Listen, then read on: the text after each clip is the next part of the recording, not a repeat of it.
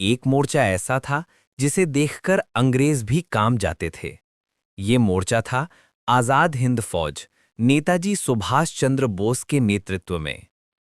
कहानी शुरू होती है 1940 के दशक की उथल-पुथल के बीच, जब भारत में आंदोलन तेज था, लेकिन अंग्रेजी सरकार किसी भी कीमत पर देश को आजाद करना नहीं चाहती थी।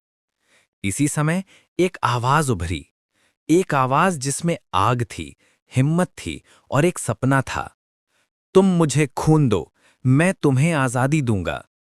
ये नारा सिर्फ शब्द नहीं था, ये एक गर्जना थी जिसने पूरे देश के नौजवानों के खून में बिजली दौड़ा दी। नेताजी ने भारत से दूर दक्षिण पूर्व एशिया में मजबूरियों के बीच भी हजारों भारतीय सैनिकों को इकट्ठा किया और कहा कि हम हथियार उठाएंगे, हम लड़ेंगे और हम अपनी मातृभूमि को आजाद करेंगे। इन्हीं से बनी आजाद हिंद फौज INA, एक ऐसी फौज जिसमें न जाति देखी गई, न भाषा, हर किसी की एक ही पहचान थी, हम भारतीय हैं।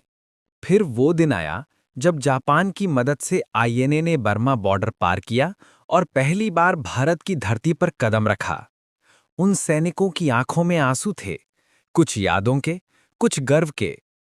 धरती को छूकर उन्होंने कहा, मां, हम वापस आ गए हैं, आजादी लेकर ही जाएंगे। उनका बर्मा और इम्फाल मोर्चे पर संघर्ष आज भी दुनिया में सबसे कठिन युद्धों में गिना जाता है। गोलियां कम थीं, खाने का सामान कम था, लेकिन हिम्मत आसमान से भी ऊंची थी। अंग्रेज हैरान थे, ये कौन लोग हैं जो मरने से भी नहीं डरते हैं? लेकिन दुर्भाग्य से परिस्थितियां बदल गईं। जापान ने युद्ध छोड़ दिया, सेना कमजोर पड़ गई और नेताजी के गायब होने की खबर ने INA की रीढ़ पर गहरी चोट की। फिर भी इस फौज ने भारत के दिल में वो चिंगारी जला दी जिसे बुझाना असंभव था। अंग्रेजी सरकार इतनी डर गई कि INA के सैनिकों पर दिल्ली में मुकदमे चलाए, लेकिन भारत की जनता उमड़ पड़ी।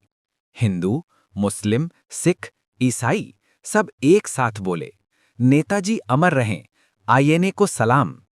इन मुकदमों ने पूरे भारत में एकता की ऐसी लहर पैदा की कि अंग्रेज समझ गए, अब भारत को रोकना नामुमकिन है। और यही था नेताजी और आजाद हिंद फौज का चमत्कार। उन्होंने आजादी दिलाई या नहीं, ये इतिहास का हिस्सा है, लेकिन आजादी की आग जलती क्यों रही? क्योंकि INA ने भारत को एक नया साहस दिया, एक नया आत्मविश्वास। आज भी जब हम जय हिंद बोलते हैं तो उसमें नेताजी की गूंज होती है, INA की शपथ होती है और